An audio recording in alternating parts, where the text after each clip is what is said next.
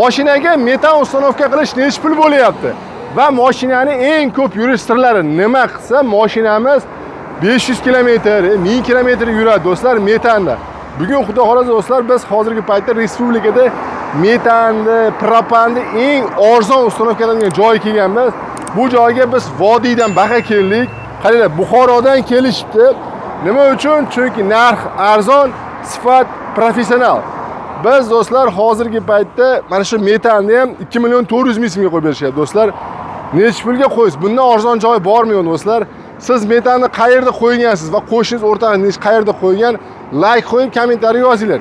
2 million 400 ming so'mdan arzon metan qo'yadigan joy bormi, yo'qmi? Propan 3 million so'mdan boshlanyapti do'stlar. Endi nima qilsa ko'p yuradi?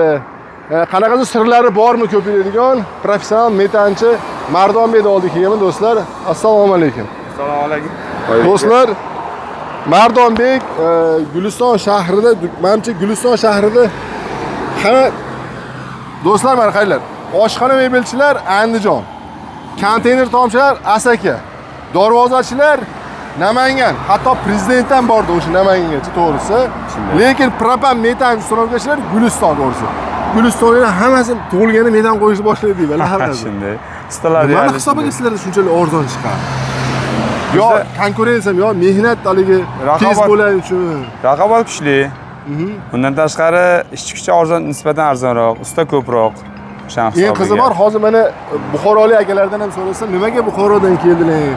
Hali oz kilometr emas, shuncha kilometr bosib keldilar inson.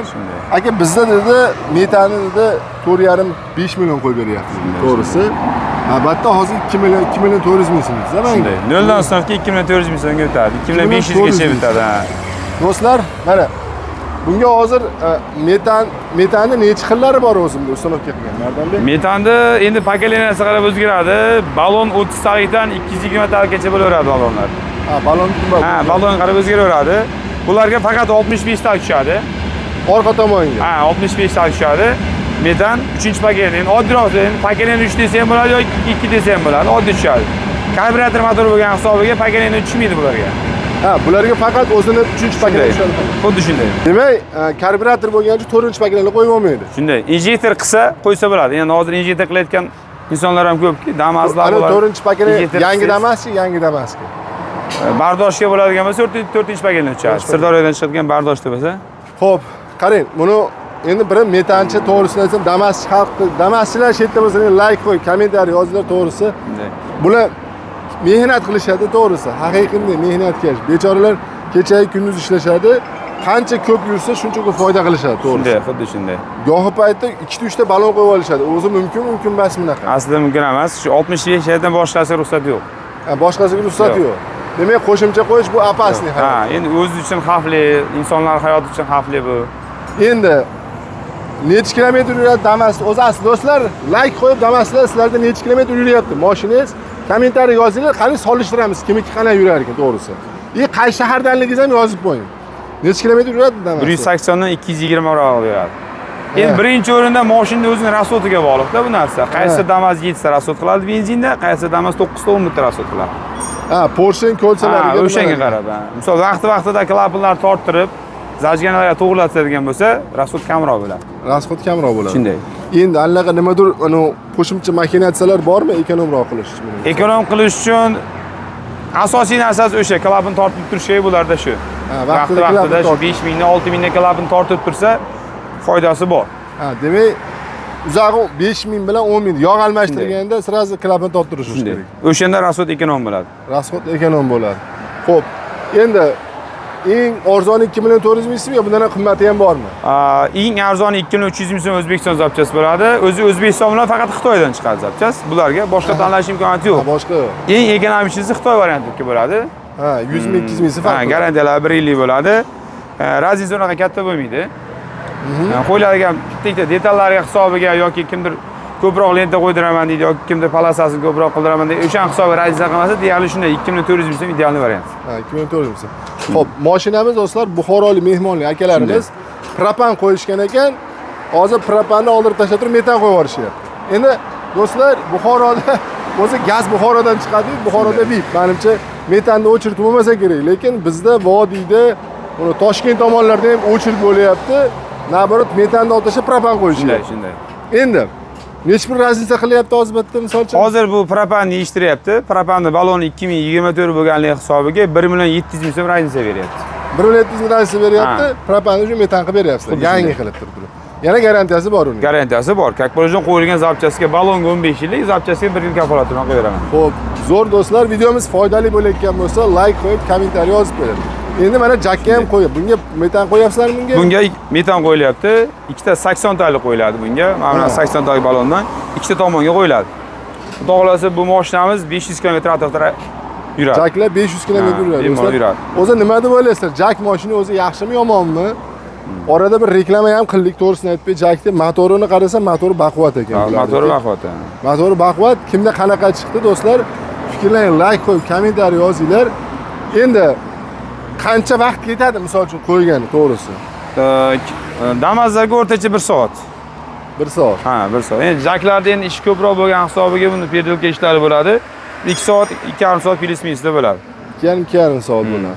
4-chi pagina qo'yiladi bular. 170 metr bo'lgan hisobiga shunday. Bularga necha pulga tushadi endi? Bularga hozir ikkita 80 talik bilan qo'yib beramiz. Biz 7 million so'mga so'mga qilib beryapmiz. 7 million so'mga 500 km do'stlar jakka bo'lyapti. Ya'ni yuk mashinalarga shunga to'g'ri kelyapti. Xo'jalasa mana hozir propanni qo'yyapman. Propanni ham bular qo'yib beradigan bo'lishyapti. Nasib. Propan necha puldan boshlanyapti? Propanni endi mashinasiga qarab, GMda mashina bo'ladigan bo'lsa 2200 dan 3,5 million oralida chiqadi. 2200 ming so'mga qo'yib berasizlar. Ha, 2200 ming so'mga qo'yib beramiz. Biz menga 4,5 million ishdi, to'g'risi. Shunday. Yarim narxini aytyapsiz. Endi zapchasiga qarab o'zgaradi, to'g'risi. 2200 ming so'mga qo'ygandan keyin mashina yuradimi yo yo'li? Ha, yo'q, 100% yurishiga yurgizib, kafolat bilan qilib beramiz. Endi 6 oydan 1 yilgacha kafolat bo'ladi. Uni pokoleniyasi bormi? Pokoleniyasi bor.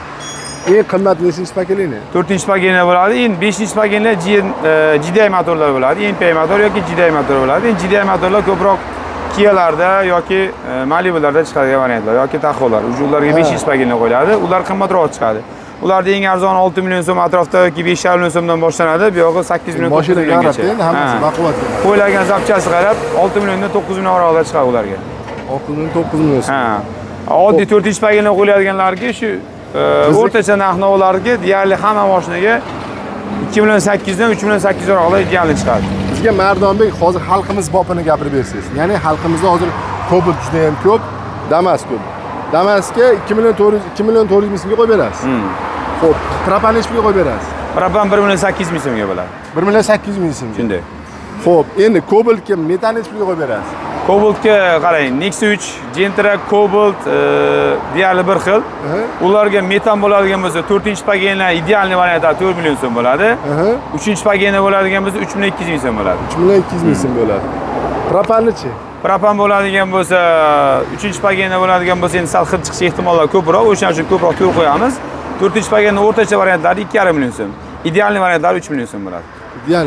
Do'stlar, bu yana farq qiladigan narsasi balonni katta kichikligida, tabletkaligida, keyin o'sha nimani propanni do'stlar 2 xil, 3 xil bor. Yevropa gaz bor do'stlar, Alex gaz bor, и Stag bor. O'zi uchovini nima farqi bor? Uchalasimiz asli Polsha. Endi birinchi oldin Stag chiqqancha ko'pchilik Stag taniydi. Stagda endi podelka variantlari ko'payib ketgancha Stag klient ozgina qochyapti. Hozir Yevropa gaz bilan Alex yaxshiroq. Hammasi lekin Polsha. Stag ham, Yevropa gaz ham, Alex ham Polshadan chiqadi. Hozir yaxshi tomoni Yevropa gaz bilan Alexda hozircha podelka variant yoki lyuks kupe o'xshash variantlar chiqmadi. O'sha yutug'i. O'sha yutug'i. Mana xudo xolasa do'stlar, propanni shu yerda qo'ydirib ketyapman do'stlar.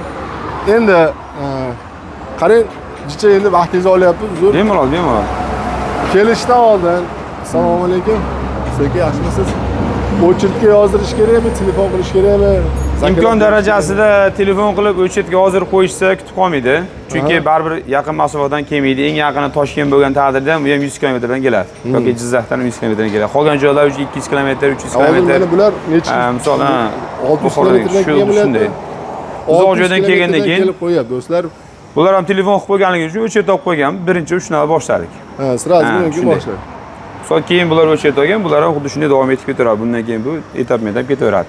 Xo'p, nechigacha ishlaysizlar kechqurun? Ertalab 8 dan uzoq kechqurun 8 gacha. Ha, kechqurun 8 gacha. Ish vaqti shu 12 soatlik endi yozgi rejim o'tayotgan hisobimizga. Yozgi rejim hisob o'tayotgani просто so'rayotganimiz, to'ba bizni mana vodiydan ko'p odam keladi. Shunday. Kelishga arziydimi yo'qmi deb o'ylashadi vodiydagi. Sabab endi vodiyda do'stlar men nima bas, hamma joyda usta har xil.